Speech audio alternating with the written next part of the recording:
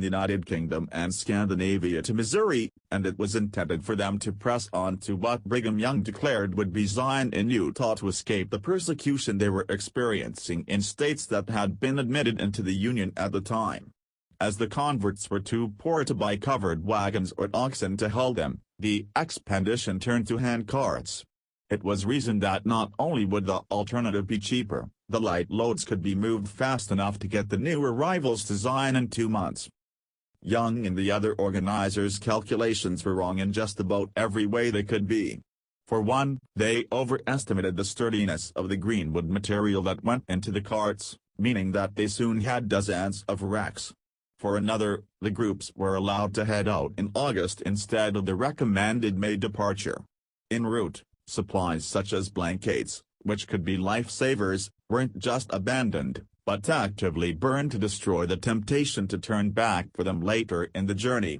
No resupply areas were set up for the converts, and word was not sent forward to any existing settlements.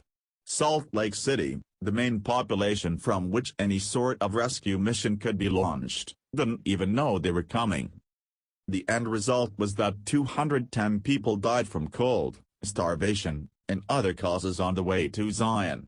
Effectively, Young had inflicted 5 Donner Party disasters worth of losses on the Mormon flock. Rather than own up to it, the leaders of the church made the handcarts into a significant religious symbol and a tribute to the faith and stalwartness of their adherents, including using handcarts in reenactments for generations after the 1942 Battle of Midway, which resulted in the destruction of 4 Japanese aircraft carriers, is widely marked to be the turning point in the war in the Pacific that made Japanese defeat inevitable. What certainly wasn't inevitable was that on the afternoon of June 4, the Japanese carriers off the Aleutian Islands of Alaska would be having their planes refueled and rearmed, switching from dive bombs to torpedoes, the preferred weapon against combat ships at the time, just in time for American aircraft to attack. In fact, the Japanese command had an ominous warning that this could happen. On May 1, the Japanese Naval Command for the battle convened for a war game to test contingencies for their plan to attack the Aleutian Islands.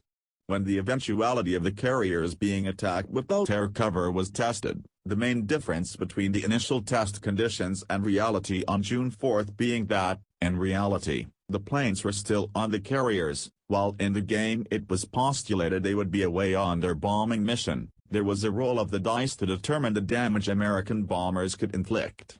When the results were a grievous loss of one carrier and damaging of another, Admiral Matomigaki overruled the findings, not believing American bombers could do nearly that damage even if they caught the carriers with their defenses down, and no one questioned the theorizing or re-evaluated the strategy. This downplaying of the crisis impacted Japanese decision-making in a way that left them sitting ducks at the crucial moment. Even before the Cuban Revolution, homosexuality was taboo on the island nation.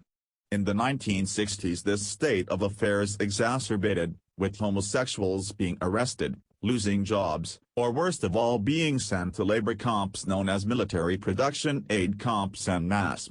It wasn't until 1979 that the Cuban government decriminalized homosexuality as long as it was not publicly manifested.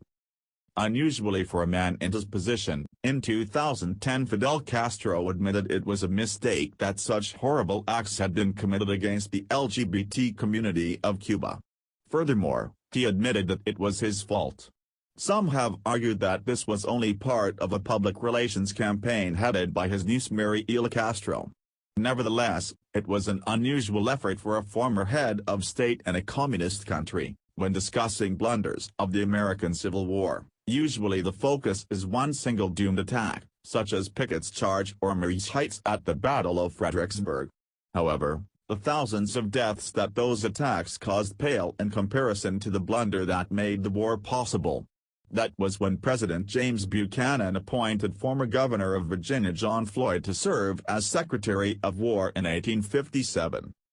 As Secretary of War, Floyd would send huge portions of federal arsenals to isolated locations where they could be seized without a shot being fired by newly emergent Confederate militias, allowing the seceding states to field thousands of artillery pieces even though there was hardly a cannon factory in the entire South.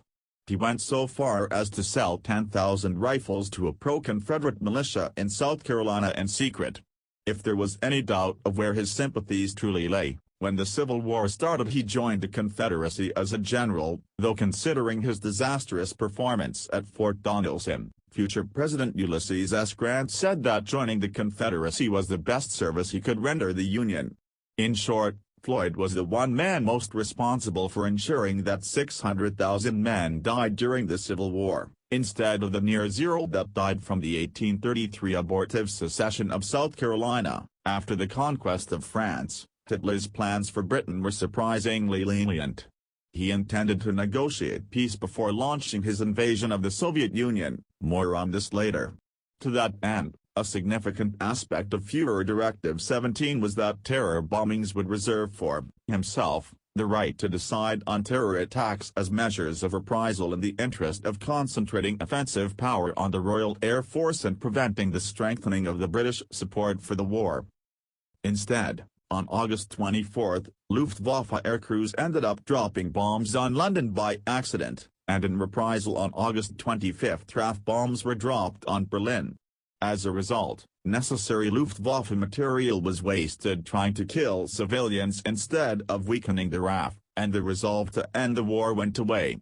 That anonymous bomber crew accidentally provided the Allied war effort with the greatest propaganda service of the war. As of 2016, the population of Ireland still hadn't recovered from the Great Famine of 1845 to 1849. 1 million people were forced to flee the island and another million starved to death, reducing the population by a full 25%. Considering that the potato blight disease that caused this disaster was brought through mold on ships from North America, it might be the worst American export in history. British laws and policies were almost intentionally unhelpful. For one thing, for years there was little official intervention allowed, and exports of Irish grain to England continued. For another, in 1838 Port Los Santos bankrupted and evicted to workhouses, naturally massively discouraging the desperate from seeking aid and leaving many communities short on workers needed for fields. Absentee landowners in England were generally reluctant to contribute to aid programs, and many primarily expanded their landholdings, feeding the suspicion that the famine was, if not deliberate on England's part, at least not something they were too motivated to fix. Speaking of British policies providing ineffective countermeasures for famines, this historical catastrophe is so obscure that even the top 10's list on famines did not include it. And yet, it cost humanity 1 million lives in 1866. To a significant degree, it was due to the East India Company devastating the textile industry in India's Orissa region, leaving economies much more vulnerable to the whims of the weather and thus allowing a severe monsoon season to exact a heavier toll. The official imperial response was to not intervene and especially not to regulate the prices of grain, which would leave the stocks more accessible to the general population. The human toll of this decision cost many communities as much as a third of their people. The British Empire would pay a high price and time for this laissez-faire approach, as the famine was a galvanizing event in the development of Indian nationalism. In terms of immediate loss of personnel, no single military campaign decision was as devastating for the military as Stalin's orders regarding the defense of Kiev that began on September 7, 1941. By September 9, 1941, Field Marshal Budinny could see that the situation was hopeless and ordered an orderly phased withdrawal of all Soviet forces around Kiev. Joseph Stalin expressly forbade that, and in amazingly candid language ordered, "Stay and hold, and if necessary, die." An estimated 600,000 Soviet soldiers would follow the second half of that order either in combat or later in prison, death camps. Of the forces arrayed, only roughly 15,000 would escape the encirclement. Later historians have claimed that the battle still arguably saved the Soviet Union because Hitler had directed tens of thousands of soldiers that otherwise would have taken Moscow to circle back to Ukraine.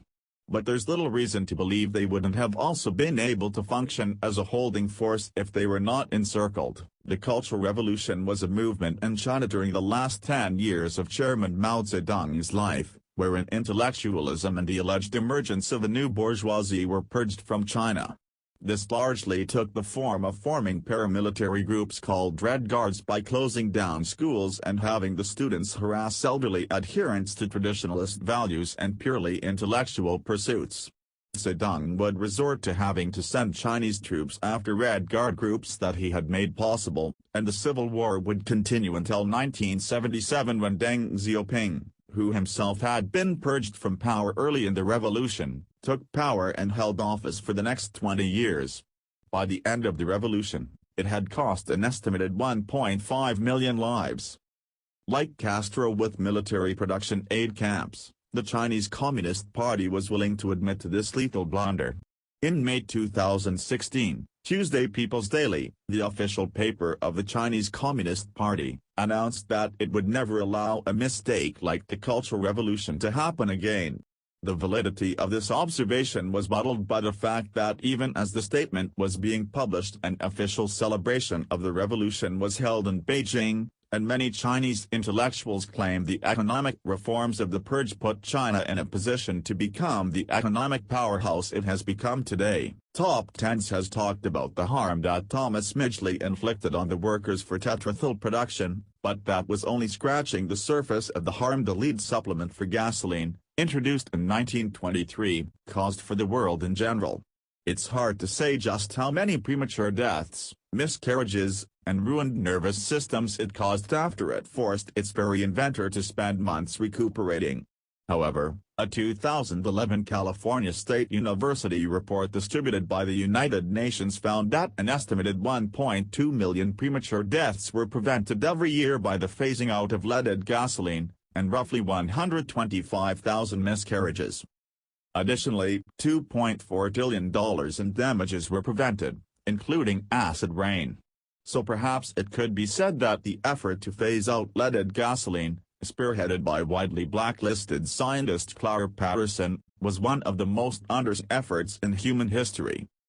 Despite the phase-out as a global effort beginning in 1971, several countries remained holdouts well into the 21st century.